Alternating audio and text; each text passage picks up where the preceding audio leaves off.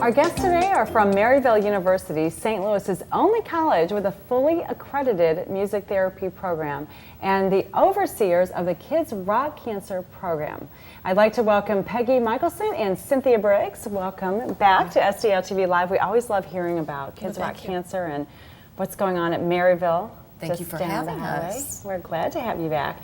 So, Cynthia, it's really interesting. We were talking earlier about the fact that Maryville has the only music therapy program among the universities in St. Louis. We're very lucky that we do, and it's thanks to the foresight of a wonderful nun, Sister Harriet Padberg, who passed away recently, and she established this program 41 years ago. Really? So we have a long history. So 41 years of having the only music therapy program, I imagine, unless at some point someone else had one. But it's surprising to me because music is known to be a very important part of therapy and healing. Music therapy is older than most people think. The American Music Therapy Association was founded in 1950, which often surprises people. And there are probably more music therapists practicing out there because people haven't run into one. It seems like a new profession to them. But music therapy is growing very, very rapidly in recent years. And we hear about it, and a lot of the reason is because of Kids Rock Cancer, and we hear about young people using music in their cancer treatment. But so I guess it was a natural fit for Maryville to get involved with Kids Rock Cancer. And Peggy, that's something that you've been involved with as you came to the forefront a few years ago. Right, from the very beginning of Maryville starting Kids Rock Cancer, it was a natural fit because of we graduate licensed music therapists, and we are able to go into local pediatric hospitals and work with patients, getting them to express the feelings that they're having that day. They can talk about their illness, they can talk about their cat or dog at home, anything they want to express and they're feeling that day. Sit with the music therapist. The music therapist has instruments with her and computerized programs where they can decide on music together that they want to put the words to. They put the words to the music, and then the patient sings his or her own song. It's recorded right there in the one session and they're left with a CD that's a lifetime So the music therapist comes in, sees a patient, and in the course of that hour that they spend together, or whatever the time is, they record a song. Right.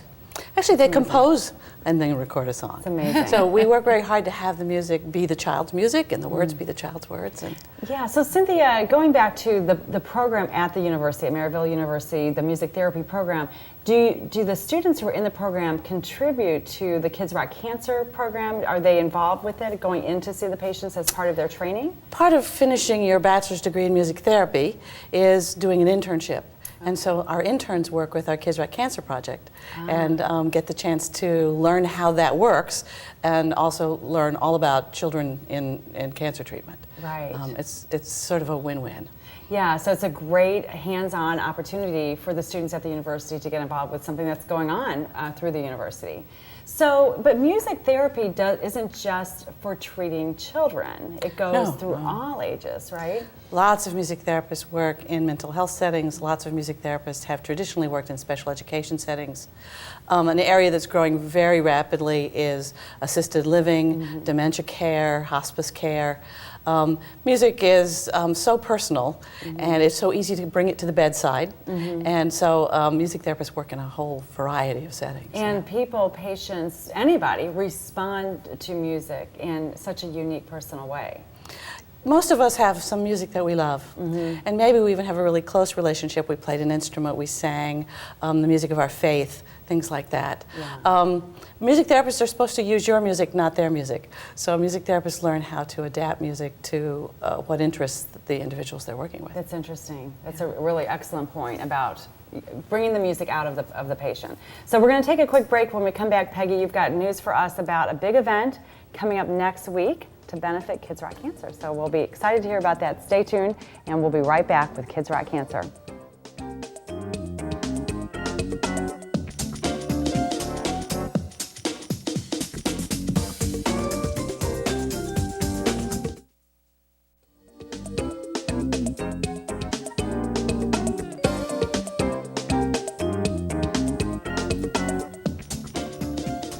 Welcome back to STL TV Live. I'm Sarah Bernard, and I'm here with Peggy, Michelson, and Cynthia Briggs of Kids Rock Cancer and Maryville University, and all the great things going on in music therapy, bringing it to the children in our community who have cancer.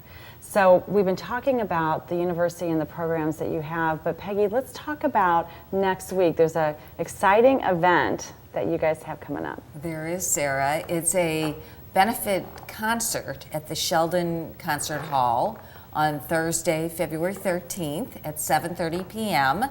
We have a local physician, a radiologist, who is with his spare time, he loves to compose. He's a lyricist and puts together music, in particular love songs. So the Valentine Eve concert, perfect. Yes, will honor those, love songs and also the love that is prevalent around cancer patients and their love of music and how we bring music to the forefront. And so the concert will be local artists, Arvell Keithley, Kim Fuller, Kristen Ashley, and Alan Ox, and wonderful performers.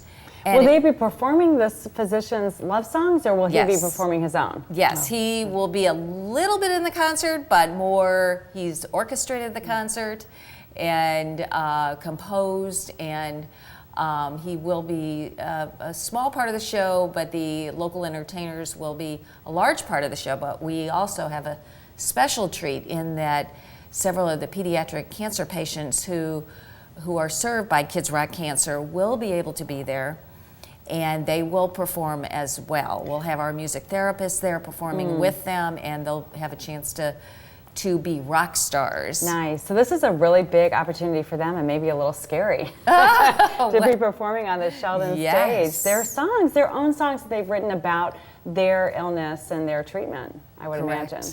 Yeah. Yes. So that's really a few fun. of them are hams, so it works out really good. Well, perfect. Well, you almost have to be a ham to be a rock star, so carefully selected.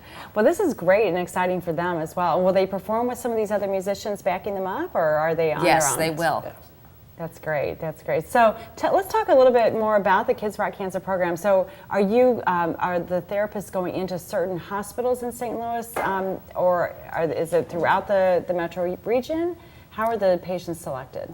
The therapist has a day that she spends at Cardinal Glennon, one at Children's, and then Cancer Support Community has a session there for the patients' family members, the pediatric family members, where they can express their feelings as their parents or significant loved ones are going through cancer. So they can have an also opportunity express through music, is what you're saying. Express through music and write their song. Okay. And we just got a grant to start working with the Ronald McDonald houses. Oh, great. Which is going to be so exciting those are as the well. families that are staying for sometimes a long length of time, and you'll be able to go in and work with them musically too.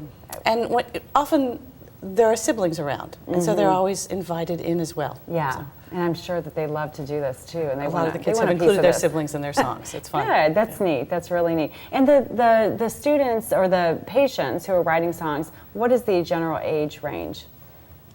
We have worked with some younger kids, but mostly it's children between about 5 and say 19 or 20.